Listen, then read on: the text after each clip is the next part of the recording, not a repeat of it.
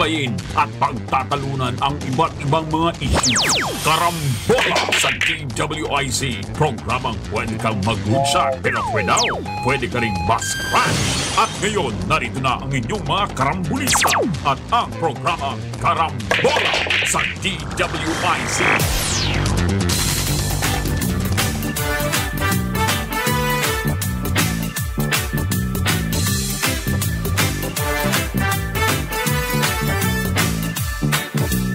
Gising sa umaga kasabay ng almusal, nakatutok sa programang may kabuluhan.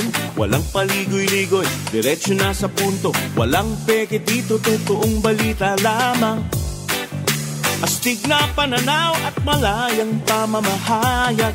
Naguulat, hinihimay ang mga issue. Mga kababayan, ang inyong karambolista, Jonathan de la Cruz at si Conrad Banal. Oh, karambola, karambola sa DWIZ 882.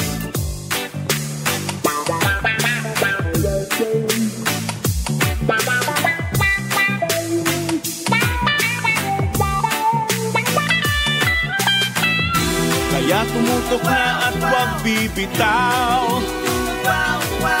Alamin ang nangyayari sa bayan nating mahal. Oh, karambola, karambola, tuwing umaga. Oh, karambola, karambola sa DWIZ 882. Karambola, karambola, tuwing umaga. Oh, karambola, karambola. Magandang gindintoang umaga sa Karambola, Aliw Channel 23 at DWIZ 882. Kasama natin Joel Laksamana, ako po si Conrad Banal. Ngayon, August 5. Maya-maya, nandiyan na si Paring Jonah. Traffic, maulan. Pero, he could not get over the 2 golds. Kaya ganun, siguro... Masayang-saya siguro si Kong Jonah to. Gintong-ginto to, pare. Mapapanood ang Karambola sa aming website, www.dwiz882am.com. I-download ang DWIZ 882 app. Live tayo sa Facebook at YouTube. Follow, like, share, subscribe, comment. Ang ating text line, 0999-376-6768. Mapapanood din ang Karambola sa Digital Free TV, Aliw Channel 23.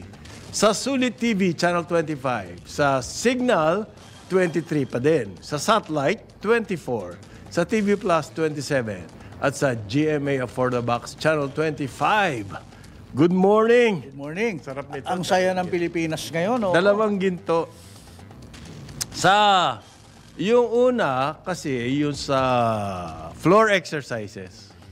By the way, dalawang magkaibang gymnastics. Events, magkaibang ganyan. Maraming events yan. Pero ibig sabihin, dalawang klase ng gymnastics. Meron po sinasabi artistic at saka yung exercises. Ayan, okay? Right. Yung sa Kaloy-Luyo doon sa artistic. Yung sa floor exercises. Floor exercises. Ayan, floor exercises. Iba-iba yan. May horizontal bar. Merong pommel horse. Horse, pommel horse, parallel bar. Mayroong rings, no? A floor vault. Ganyan. Yung vault, yung parang kabayo, yung tatakbo ka ng malayo, sprint ka. Tapos sa biglang kailangan na gumawa ka ng ilang movements at ang landing maganda dapat. Yun talagang dinomina ni Kaloy. Ayan. Yung kanya, yung floor, at saka all-around individual, hindi siya nanalo ron eh. Okay? So, iba-ibang exercises yan doon sa all-around. So, pinanalo niya yung vault at saka yung floor exercise. Gold. Yan gymnastics, maraming medals. May babae at lalaki. Mayaman sa medals yan. Okay? 2 klase pa nga yan eh. May parang kumbaga may artistic at saka But the thing with sa gymnastics, I mean like any other artistic sports, gymnastics, yan. At even kay Kaloy, kasi si Kaloy wasn't always a winner. Ilang beses yan medyo natalo siya Sa Tokyo, before. Kasi the thing is, mga taga-subaybay, kahit na practice at talagang inherently talented si Kaloy, pag dumating ka na sa world stage, kaya ng Olympics, iba ang pressure dyan, pare. Parang basketball, maraming naglalaro na sa isip po niyan. Good morning. Pressure, pwede kang pumalya. Parang tuwan-tuwa ka sa goal. Pwede kang pumalya. Okay. Para bang masayang-masaya ka. No? Right. For the first Oh, time, ito pala, rhythmic gymnastics at saka artistic gymnastics. for the first time, nakamina tayo ng gold. Kasi dito, pag mimina natin, medyo matumal tayo. Sa totoong Hindi, mina. as I was saying, ini-explain ko kanina kung John, at iba ang practice at iba yung mababang tournament sa kapag yung world stage na Olympics. Iba na yun. Iba yung pressure, kaya nakakabilib yung ginawa ni Kaloy. Hindi, naalpasan niya yung kanyang mga kaba. Oo, Kasi sa Tokyo Olympics, medyo problemado siya noon. First time niya yun eh. Marami siyang iniisip. Ibang klase yung seasoning din eh. Okay. At saka yung kanyang pag-aayos. Naging maganda yung kanyang ang galing. world view. Kumbaga pagdating sa gymnastics At 25. At nagkaroon na siya ng girl. nakaya niyang Malaking bagay ba yun, pare? Inspirasyon. kaya niyang abutin lahat ng mga So marami pong mga chismis World na kumakalat na ngayon tungkol kay Kaloy, Yulo. Welcome, Kaloy. Ay, Welcome. nag-aaway daw sila ng pamilya Sa niya. mundo ng which is pagiging not true. celebrity. Hindi naman. Okay. Napaka-supportive ng pamilya niya. Napaka-supportive. At saka yung sinasabing, meron kasing photo na kumalat. Nagsimula yan, mga bata inorganize ni Ricardo Lim dyan sa Rizal Memorial. Malapit lang siya tinitirahan nila dyan. Batang Liberisa. Sa Liberisa. Batang Liberisa yan. Kabisado ko yung lugar na yan. Maraming basketball player din na sumikat dyan. Okay? Mga bata po, para hindi sila to stay out of trouble, inorganize nitong isang mama, si Ricardo Lim nga, at bata pa lang yan, below 10 years old, nag-gymnastics na. Kasi nakikita nagtatumbling doon sa playground. Mahilig. Pina-organize niyan. At dyan nagsimula si Kaloy Yulo. Pero hindi po totoong basurero siya. Hindi. Na street kid siya. That was denied by the man himself, by Ricardo Lim. Maraming chismis na agad kasi sumikat eh. No? Yung mga kapatid niya, champion din. Yung, Naglalaro. kanya, naglalaro. Nanalo siya dito sa NCR. Sila yung nanalo sa palarong pambansa, yung Ito, runs nakakabatang in the blood. kapatid niya. Nasa dugo.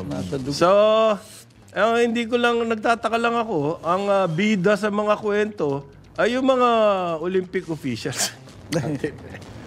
Pero one last thing, Bakit sila ang bida rito bigla? bago niyan, gusto ko isang positive din, gusto kong banggitin. Ang hirap ng ginawa niya yung sa vault. Nag-isa pang goal siya dahil medyo pagod ka na yan eh.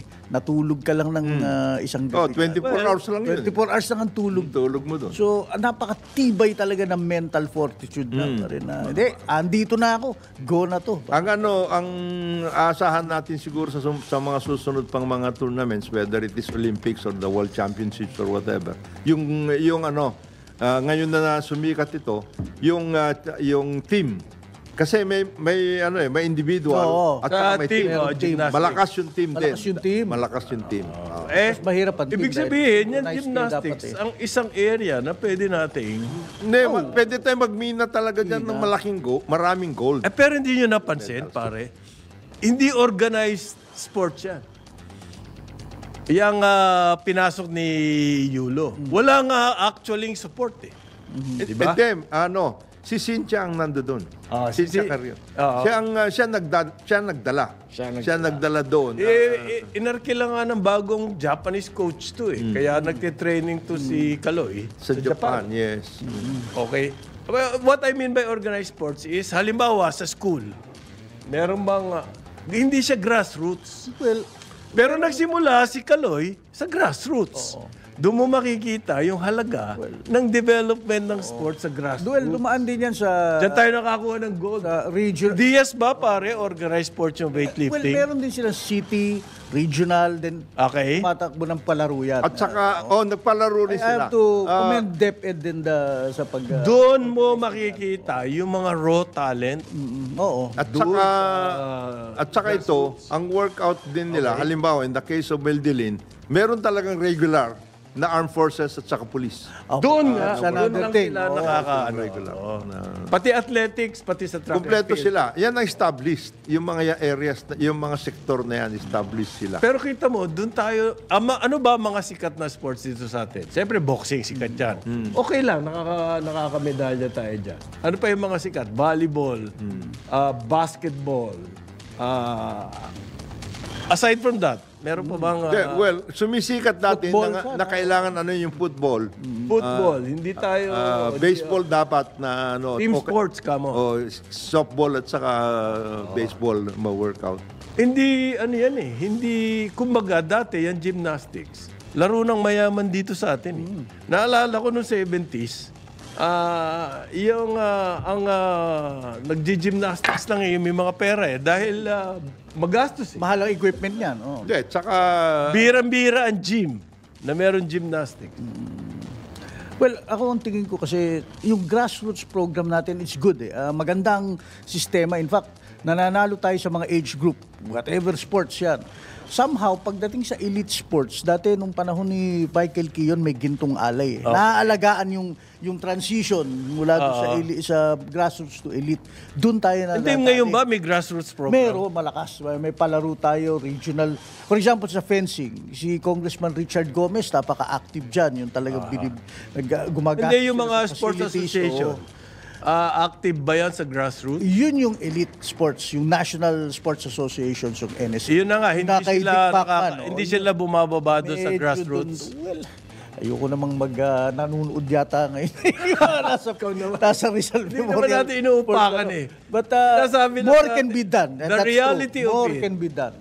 Yung the reality of it, yung mga sports association natin, nandoon sa pagdating sa creme de la creme na sila. Ang punto, like Nandun ang biyahe. Philippine Sports, Ito na biyan. like the Philippine Sports Commission. Kumbaga, lesson to sa atin eh. Galing yan sa grassroots. Diyan tayo diyan tayo mag-harvest, maganda ang kinabukasan natin. Kita mo si Kaloy Yulo. Hindi, siguro... Si Heidelin Diaz, sabi nga ni parang Jonat, galing sa Armed Forces. Siguro dapat ang gawin natin dyan, tingnan natin ulit yung organization, pag-organize ng National Sports Associations. Kasi doon nagkakagulo eh. At that point, kasi doon napakamatindi ang politika dyan. Matindi ang politika dyan. Ano ibig mo sabihin ng politics? Botohan kung sinong Napasukan leader. Napasukan ng kung ano-anong... Hindi, ibig sabihin, para bang ang mga politiko nakikialam na rin dyan. Yeah. Kasi sila Yung ba yung sanay ng politics? Sila hindi lang yon. Yung tungkol sa pag-organize nito, who can organize Okay. and who can accredit the National Sports Association. Kasi merong under the Philippine Sports Commission Act. Okay. Merong specific na mga provisions tungkol sa pag-organize ng sports association, tungkol sa pag-organize ng mga tournaments, etc. Bakit maraming away, parang Jonah? Maraming away kasi maraming pumasok na gustong doon sa Gusto maging pinuno. ng mga organisasyon na yan. And number one yun. But ano ba makukuha nila ron? Well, one high profile yan for starters. Oo. It can be as Fame and fortune. Oo, yes. Asan ang fortune? Tapos electoral success. yung relationship ng PSC at saka yung sports operations natin in the country and the Philippine Olympic Committee. Kasi the Philippine Olympic Committee is a separate operation by itself. Hiwalay yan sa PSC. Hiwalay sa PSC, it does not have any kind of government supposed to be. Ngayon, more than ever daw, in the world stage, ang sports ay nahaluan na talaga ng politics. Well, In the world stage, yes. in the world Definitely. stage. Nagkagulo nga yung boxing, lahat ng mga drug testing. nagkagulo nga yung International Olympic Committee. Oo, Mismo kagulo eh. yan. Yun doon sa babaeng boxer. Ayun, ayoko mag-comment doon. Hindi ko naiintindihan yung technicalities yung increased hormones. Hindi, ganito yung babae, story. lalaki. So, parang hirap yung Algerian na babae, Oo. cis woman daw siya. Ibig sabihin, from birth, Babae siya. Babae siya. Okay? Pero ban siya sa International Boxing Association. Yung paggamit ng mga ano. Dahil merong na-test siya at mataas ang kanyang testosterone level, which is a male hormone. Well, sinabi meron siyang karamdaman na ganun daw, increased production ng testosterone. Yan. Pero ban siya sa IBA. Use of drugs yun. Pero sa International Olympic Committee, pinayagan siya. Okay siya. Yung mga makakalaban niya, hindi naman fair yan. Yung taga-Italy, Italian daw na babae, ngayon lang daw siya nakaramdam daw ng suntok na gano'n eh. Siguro nayanig siya talaga. So I'm sorry, sabi niya, hindi. So yung may mga sabi, hindi ko nalalabanan yan. Okay. So maraming social media, sinabi, ganyan nagkagulo lahat. And what explains this? Bakit nagkaroon ng mga ganyang-ganyang dope? Ang China, nagagalit yung Australian coach. Dahil daw yung Chinese swimmer, ang laki ng nilamang. Ganon. Isang body length ang nilamang doon sa second place. That never happens, sabi niya. So ang implikasyon, Nagdo-dope. gano'n. Pero may testing ang IOC, di ba? Lahat sila meron doping. Meron eh. After, So marami pong ganyan ngayon, nagkakagulo sa ulit. And it has happened ever since. Hindi lang naman ngayon yan. Hindi lang naman ngayon niya, marami pong... Alala mo nung panahon ni Mona Solay. Tsaka yung si Nancy Meron tayong Navalta. runner. Ano si Nancy Navalta? Si Nancy Navalta, isa sa mga runner natin. Yun din, meron siyang babae siya na pero increased testosterone. Pero at that time hindi pa advanced yung mga testing at so her career never really umusbong because of that. Kasi she's a coach now somewhere in but alam mo ang isang maganda na but this is limited now to basketball, but I understand gagawin nilang pati sa boxing etc. at lahat. Yung nagkaroon ng magandang programa, aside from dati Gintong Alay at lahat, kay Senator Manny Pacquiao. Kasi siya, yung kanyang basketball, let us just say basketball, naging grassroots din. Tapos meron siyang inaayos ngayon na boxing naman. Boxing naman. Yun doon siya dapat mag-concentrate. That's what I've been telling yung mga tao. Remember the story of the South Sudan basketball team? Hindi wala pong gym. Indoor gym ang Sudan. Sa labas sila nagtatrabaho. Gera, ganyan. Kompleto sila. Because si Luol Deng is an NBA player. Yes. At sumikat na NBA player. Bumalik siya. Bumalik siya doon sa bayan niya at siya nag-finance ng national team. Kabisado niya yung Ay lumalaban sa world stage. All of a sudden. Okay? Biglang sikat ng South Sudan.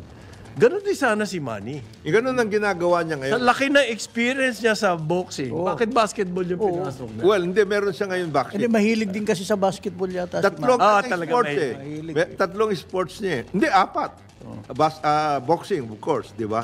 Meron siyang basketball. Naglaro pa nga yun ng basketball. Pagkatapos, meron siyang yung bilyar. Mahilig din siya. Pagkatapos, chess. So, may mga advocacy siya. Pero, sana... Ang laking bagay niya kung sa boxing siya mag-concentrate. If only for the inspiration. Di ba? Manny Pacquiao siya. Aba! Pare, pag sinabing Pacquiao ka. Buong mundo. Global yun. Global. Buong mundo, sikat. So, pag ikaw ngayon, boxingero ni Manny, nasaan ka? Doon ako sa... MP group ako. MP boxer ako Nako! Ang laking boost sa confidence. Yung brand, Inaayos daw nila ngayon. Sabi sa akin ng kanyang mga tao. At saka po talaga ngayon, ang sports, ibang klase na. Ang mga sports figure ay idol na.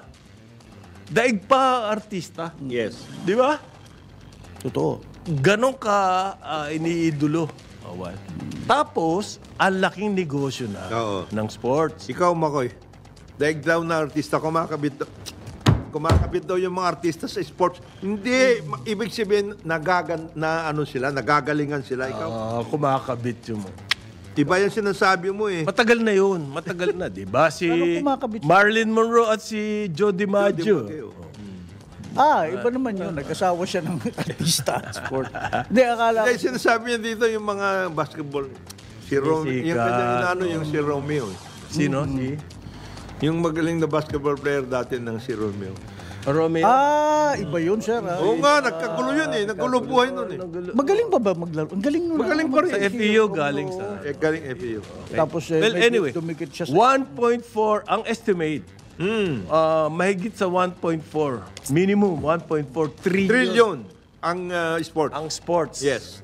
Yung sports gear, yung mga damit-damit lang, Apparel, everything. sapatos, lahat. Umaabot po yan sa mahigit 400 billion.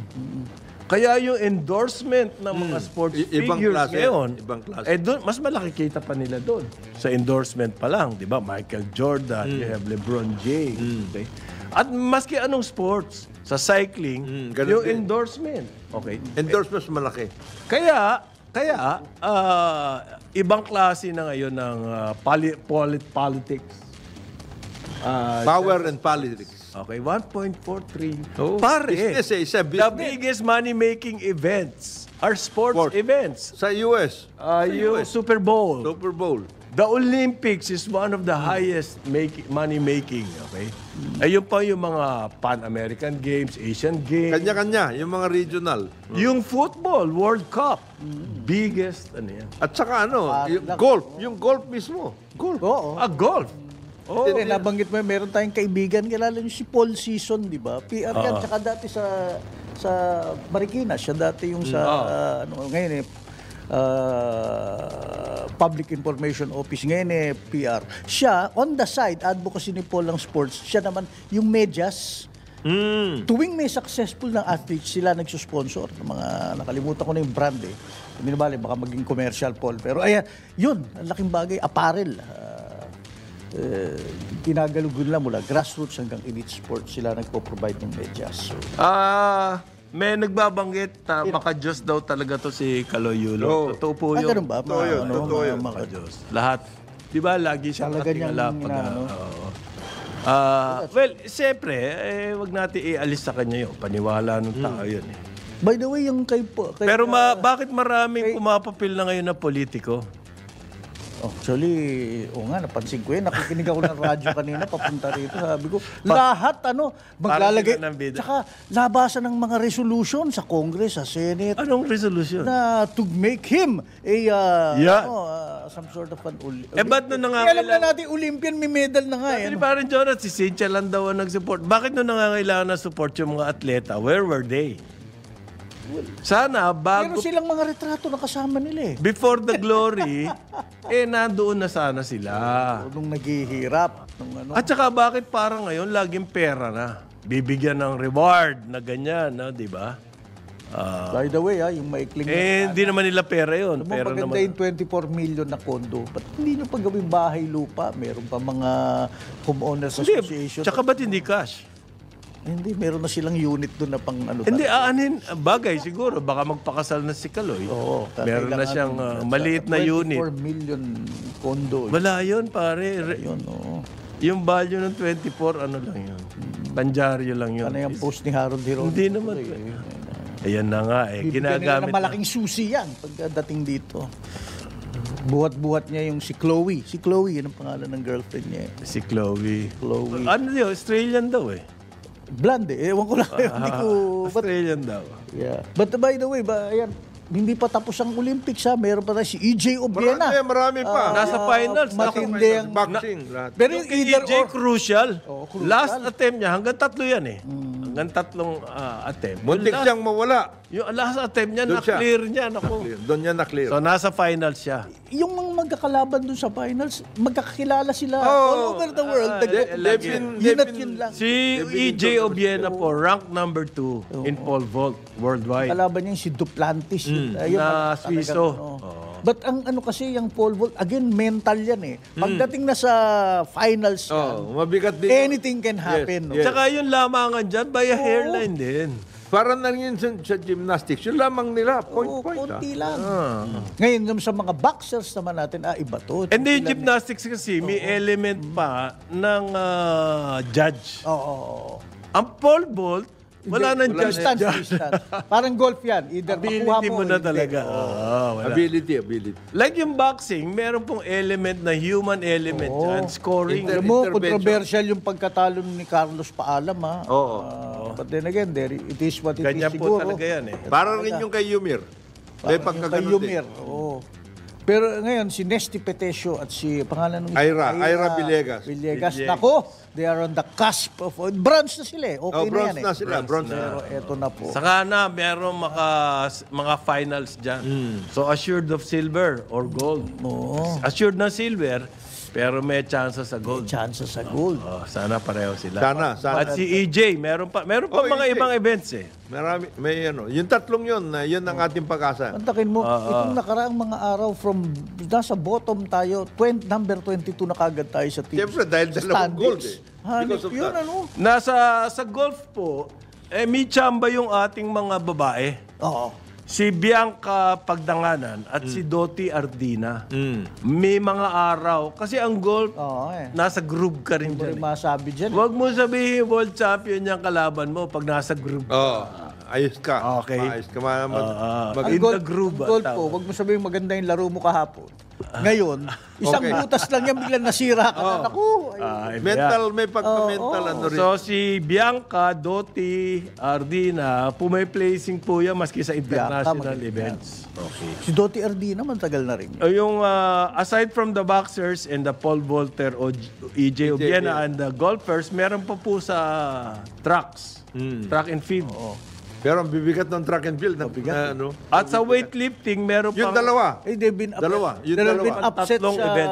Olympics, ha? Yung fastest woman, Upset natalo, siya. upset siya.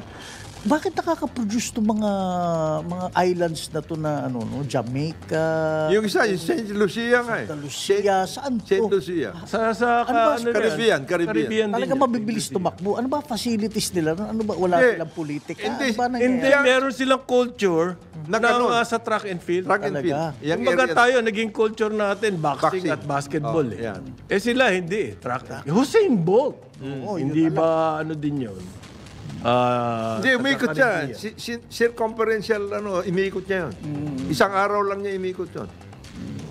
Ngayon, ito po ating Philippine Olympic Committee Chairman, parang mas happy na siya. Wag, boss. Sinong Olympic Hindi, si Bumble. We already broke the record. Huwag naman. That's it, sabi niya eh. Hindi. Kawawa naman to sila EJ. Bigyan natin. Ano lang yun, mali lang ang pagka ni Bumble. Ang pagka-coach sa kanya. PR lang siya dahil ang pinangako daw niya 5 medals. So, ayan, more or less meron na. Oo, yun ang kanyang... 4 pa lang. 4 pa ang lang. assured. So, Hindi, ako gusto ko lahat sila mag-gold. 8:30 ng umaga, karambola sa Aliw Channel 23 at DWIZ 882. Karambola sa DWIZ. Karambola, karambola, tuwing umaga.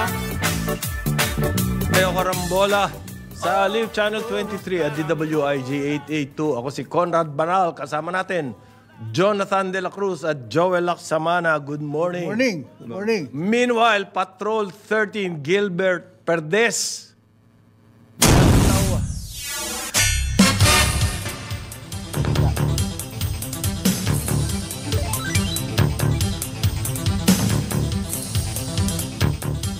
German Defense Chief makikipagpulong daw kay President BBM ngayong umaga.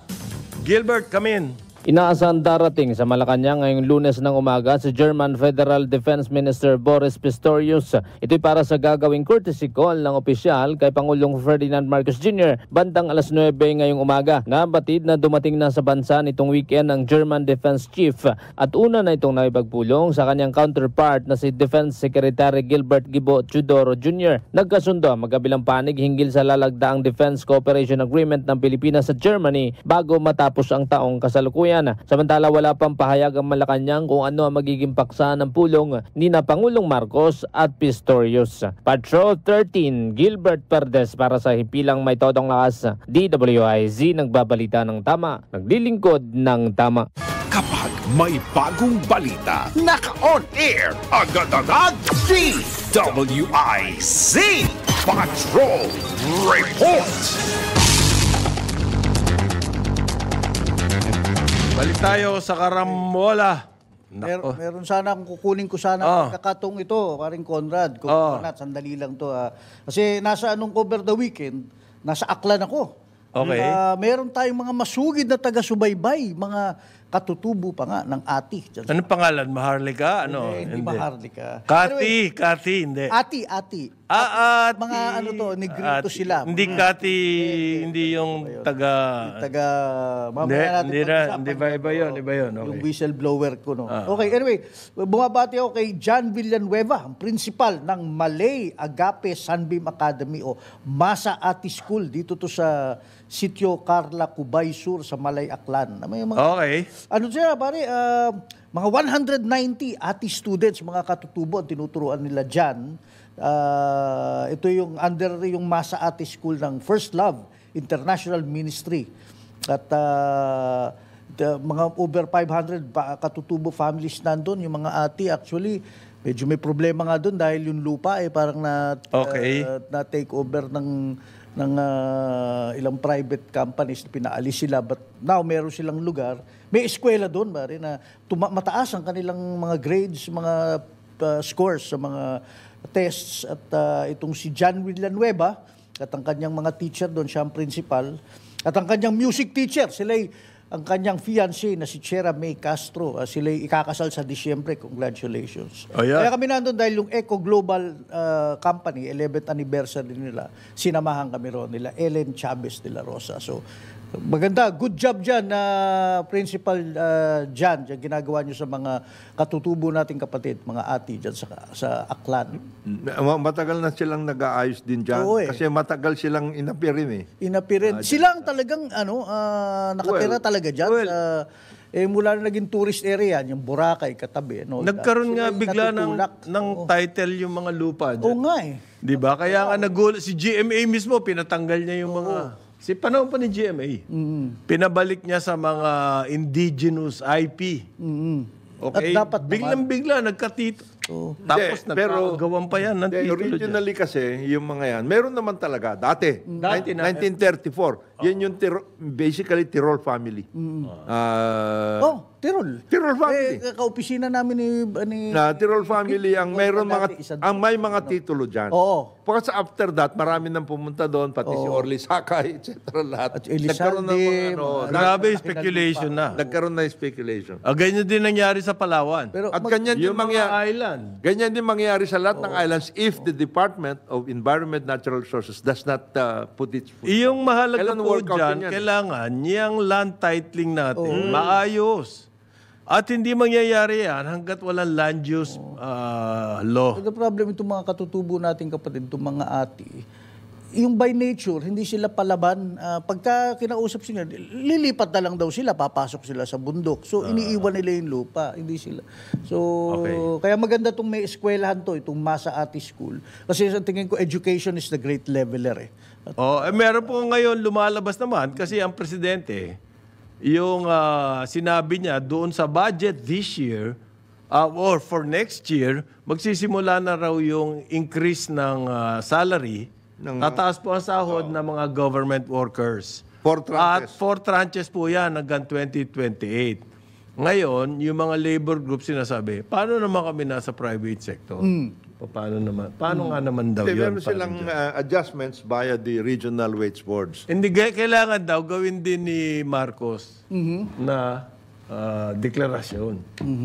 Well, ang pwedeng gawin ni Presidente is a moral persuasion. Hindi, kaya gusto nila yung legislated wage hike. Well, that has always been the work na gusto nilang mangyari. Ang problema nga, you cannot do that because uneven ang development sa private sector. There are regions, iba-ibang regions level. Pati yung bayan, iba-ibang level. Size ng at saka yung nature of your business in the private sector. Magkakaiba po yun. Kaya po ngayon, meron ng bagong trade and investment. Acting Secretary. Siya na raw. Yun ang claim niya. Yan ang claim niya. Na siya na raw, ito po ang USEC for MSMEs. small, Micro, small, and medium. micro, small, and medium. Ang acting secretary, ibig sabihin, you have to go through the commission on appointments. Ganun yun. Okay. Siya po ay, ang pangalan nito, Undersecretary Maria Cristina Aldeguer Roque. Oh. Acting Secretary po ng DTI. Ano siya? She is the wife of the owner of Camiseta. Yan. Yun po ang kanyang Claim to fame. Camiseta. Camiseta po is a retail Yes. na sa Mega Mall lang siya. Tsaka gusto natin malaman what kind of business. It's a retail Hindi, ang business. balita, malapit daw to kay First Lady. Naging close sila. After the victory na. Yes. Kaya nga... Kasi ang mga endorser po niyang kamiseta, puro artista. So, merong ganong element na celebrity status. yes. Ganon. Nagkaroon ng celebrity. Camiseta. Celebrity status. Pero sa larangan po ng negosyo, hindi naman talaga... Maraming nagtaas ng kilay sa appointment na to. Okay? Hindi ho ganun-ganun lang. Hindi kasi if you go by the DTI profile. Ang daming kailangan gawin diyan na workout Ang dami. It is not an MSME because if it is it's a bureau. If you are just talking about MSME development. It's not the department because the department has a lot of moving parts. The ultimate goal being you have to have a manufacturing and trade platform that you can compete. Yan mo dapat pinapapasok pa rin, Joel, yung bata mo. We have to be competitive. Yan ang kanya sinasabi pala. Ayan, si ating favorite columnist. Si Senito Habito. Ngayon, if you take a look at our manufacturing, it's a hollowed out manufacturing base. Wala. There's not. Tsaka ang business nito retail based. Kaya nga Pati yung product nila, hindi naman dito gawa Yun na nga ang problema doon. Yung product na binebenta nila, gawa sa China. Tapos, abig sabihin, marami po nagtaas talaga ng kilay dito. At sumikat yung mga photos, naglabasan tuloy ngayon yung photo nila ni First Lady sa social media. Ganun tuloy, doon ngayon patungo. Papunto ngayon Mali. dyan ang conversation. Yan. Malakas kasi kay First Lady. Anak ko, kaya, ang sama ng dating. Hindi ho, hindi natin kailangan yung ganyang issues today. Okay? Yan ang... yan ang sinasabi lang natin. Well, tingnan natin kung anong mga policies. We hope. Oo. Baka naman meron siyang tinatagong ibang... Pero kung ang kanyang experience ay retail and celebrity endorsement, hindi ho maganda And on the ang basis- dating sa business community. Kasi track record din tinignan What is the track record? Yun ang word. Anong track record? Kumbaga, ang tanong dyan, which is what all of us are Anong experience? in almost all, Anong experience? Baka naman problem solver to. Versus, we would like, Hindi visionary, this is also an opportunity for Acting Secretary Roque to come out and specify things that baka hindi natin kakilala mabuti na rin na nabigyan siya ng plataforma para ipaliwanag. Meron po kasi bagong sinasabi ang Department of Trade and Industry na yan ang kanyang departamento. Pinanggalingan. Yan daw pong i-regulate yung mga warehouses halimbawa ng appliances, electrical appliances dahil meron daw mga produkto na fake na nahuli sila. Fake na electronic device, kumaga, consumer electronics. So i-regulate nila yung warehouses. Sige nga. Let us see you do it. How do you do that? How do you regulate warehouses, pare? Is there Mayroon na ba tayo nag-experience na ganyan? Mare-regulate mo yung warehouses? Yung mga ganyang klase po. May intel ka at database na ano yung mga Yeah, warehouses that is na- an enforcement issue. Okay. That is an enforcement issue. If you have standards regarding Nasa Bureau of Public Standards po yan.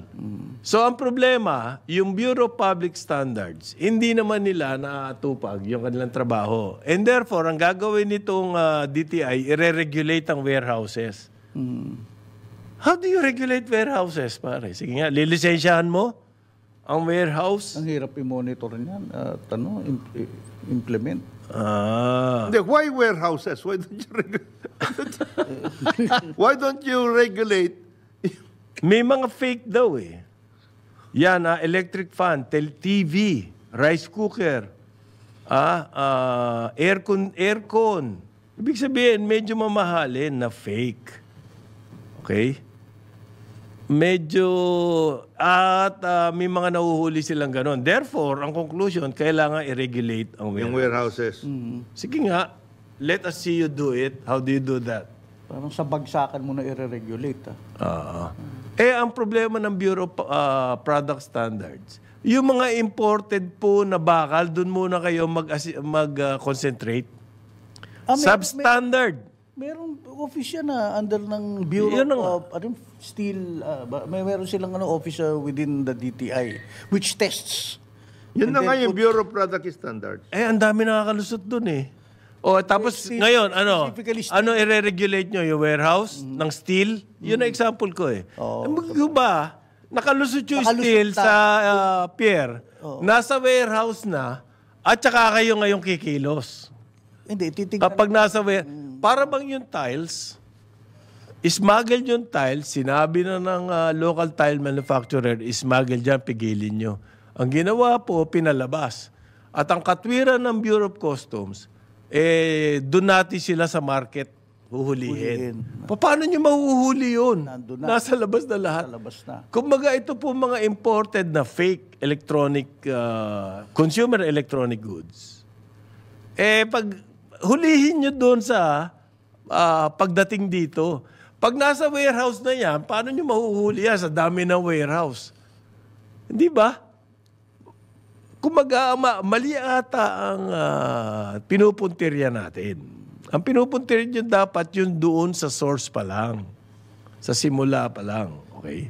Mas dramatic kasi ang press release pag raid ka sa warehouse eh. Tama. Di ba? Ikaw naman Ang problema po dyan, nakakalusot sa Hirap customs talaga. Hindi yun nasa warehouse na, tsaka kayo magre-raid. Hirap sa custom. Ilan lang ang makukuha nyo doon? Isang warehouse lang. Oo. Kung marami yan, kalat-kalat na warehouse. Hindi ba, ikaw ang distributor niyang fake na yan, ilalagay mo lang yan sa isang warehouse. Ibig mo sabihin, hindi ka magbebenta sa ibang lugar? Yeah, magsama. At saka, kung ganyan pa lang yung re-regulate may warehouse, di pa paano ko, yung warehousing, Tapos na yung boxing, bago ka bago mo mapigil yan. At saka ano yan, kung ako, loko talaga. Ako talaga loko ako. Na ibig sabihin ko, talaga yun ang business ko. Okay. Na yung mga counterfeit, etc. Di ang gagawin ko, warehouse ko sa iba't iba, na pagkakasama yung totoo at saka yung counterfeit. Na halos pareho yan, ha? Pumunta ka sa isang store. Hindi mo malalaman kaagad kung ano yung counterfeit at saka ano yung totoo. I-mix mo na yan. Namimix mo. Tapos sa warehouse, wala ka nang ginawa kundi So sa warehouse ang raid mo, ang regulation mo. Mali! Sa manufacturer Doon pa rin sa BOC pa lang, smuggle dyan mga fake na yan, pare. Hindi nga. Karamihan yan galing sa China. Ibig sabihin ko nga, doon mismo sa Bureau of Customs, mayayari mo na yon. Hindi mo na kailangan papuntahin pa sa warehouse yan. Mali daw tayo. Ano? Bakit daw nila gagawin yun sa customs yung sinasabi natin doon hulihin? Paano na raw yung kita? Yun na nga. Ito naman si Rab, That's one. Huwag ka naman ganyan magsalita. Parang sinisira mo ng di oras ang customs. Parang sinisiraan. Napakasisipag ng mga yan. Parang sinisiraan mo naman. Hindi naman ganon. Hindi, dapat kasama na rin ang DTI doon. Meron Diba? naman sila eh. Kapag ang private sector, meron anti-smuggling, committee. Oo. Joint sila ng DTI, BOC. private sector at BOC. Meron. Yun, pag inactivate nyo yan, yan ang pinakamagandang solusyon dyan. Kamukha itong gagawin ng DOF. Magkakaroon daw sila ng anti-smuggling group. Ano ba tawag ni Secretary Recto?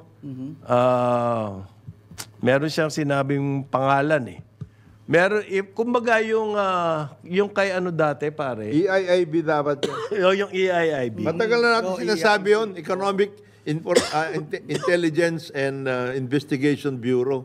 Yung kay Joel Monte yan dati. Yun dati. Existing pa rin yan. Wala na yan. Tinanggal yan. Yan ang maganda Doon pa lang masasabat mo na. Oo, hindi mo na kailangan ng DTI doon pag-workout. Meron sinasabi po si Secretary Recto na o-organize daw niya bagong grupo to run after smuggling.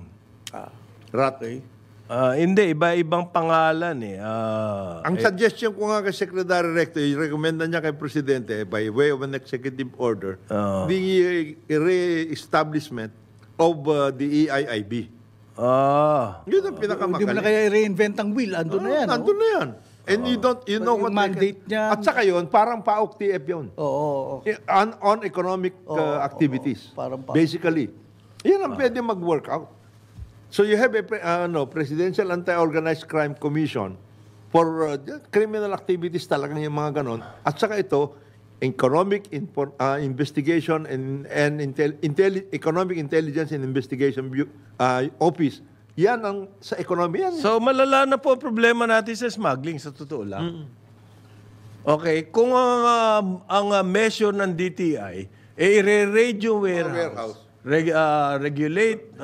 Regulate the warehouses. Closely monitoring. Good luck.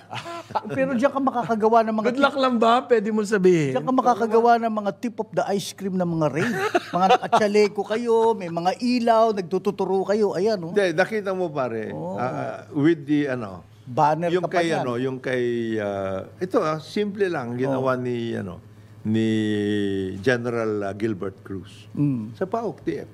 Regarding nakakonsentrate siya diyan sa illegal Pogo. O doon nangyari. Yun lang. Yun lang Dito gawin mo, tapos na Tapos, mawa-work out na magkakaroon na, kasi pati yung mga local governments, they will be on notice. Ganyan din. They will be on, pag yan, halimbawa, ang pinag-uusapan natin, ito na ang pagbalagay natin. Appliances. Ang sinasabi mo na maraming fake. Mag-concentrate lang isang task force, yung kay Secretary Recto, which can be elevated into an office. Appliances lang. Kasi po, maraming nangyayari dyan. Una-una, niloloko yung consumer. Hindi madaling masira. Okay. Number 2, yung mga local industries po, tinatamaan dyan. Yari. Ganyan nagsimula yung smuggling ng kung ano-anong bigas. Malit-liit lang muna, pagkatapos sila nahari. Tsaka marami tayong namatay na industriya dahil... Yan. Namatay ang ating industrial base. Namatay. Eto, nagagalit po ang Semiconductor and Electronics Industry, yung kanilang association. SAPI. SAPI, Hindi naman. Medyo may pagkalaki ulo nito, SAPI. Yes. Ayaw po nila yung tracking system na gusto ipatupad ng gobyerno. Yung tracking system po na yan yung anti-smuggling. Yung sinasabi, ano ba ito, parin Jonat? Yung electronic tracking. Yung pong e-track na yan, electronic tracking, doon pa lang, alam mo na. sa pinanggagalingan, nakamonitor na po yan. May tracking yan, electronic. Ayaw daw yan ng SAPI. At mag-aalisan daw po yung mga kumpanya ng chips manufacturer dito. Ayan. Bakit? Malulugi daw po sila.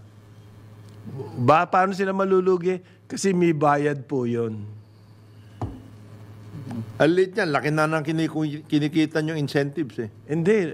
Gusto nga nila baguhin yung create para sa kanila Kaya nga. Okay. Uncle Ken. Teka, ano ba talaga ang value added ng nitong mga chip electronics makers na dito ito? sa atin? Assembly lang yan. Gumagawa ba kayo ng chips? Hindi, assembly lang. Meron ba kayong dagdag? At nakita na po sa studies, ang yung mga kumpanya na yan, mainly mga Japanese yan. Okay? Binubulsa lamang yung incentives. Meron ba kayong ginagdag na algorithm man lang dyan sa chip na yan? Binubulsa yung incentives. Oo. Tapos, Yun ang nakita sa study. Yun nakita nila eh. Ng Department of Finance. Yan ang kinikita nila. Ang ginawa kasi ni Gloria, noon gusto niya na tanggalin yung mga incentive. Sabi niya, binubulsa lang naman nila, hindi naman nila ini-invest. Okay. Yun at yun pa rin eh. Mula nung nagsimula yan in the 70s, yan semiconductor dito, hindi na tayo nag-graduate na finally we design our own. Or we assembly lang. manufacture. Or manufacture. Nawala nga dito yung mga Wala, Intel, the same lang. It's all assembly. Okay? Although maraming nakikreate na trabaho. Okay? So sabi ni Gloria, hindi naman na effective yung incentives. Umahangal sila. So it took the government so many years, nagpass pa ng batas para sabihin, para makita ano talaga nangyayari dyan. So every year, kailangan sila mag-report. And from those reports, na-collate yung data at nakita kung sa ano nangyayari sa incentives. Ang conclusion, binubulsa lang pala. Kaya nagkaroon ng CREATE. Ngayon, yung CREATE, nagagalit sila at kailangan amendahan daw. Yan, nasa House ngayon, ina-amend. Ngayon, itong tracking system, ayaw din nila. Marami kayong ayaw. Ang gusto nyo, incentives. Oo, ayaw ninyo ma-regulate eh. Sa lahat, meron tracking system, kayo exempted. Ganun ba gusto nila mangyari? Paano mangyayari yun? Galing naman ito mga to. 9 o'clock ng umaga, Aliw Channel 23 at DWIZ 880. Ang ayaw nila dyan. Karambola sa DWIZ.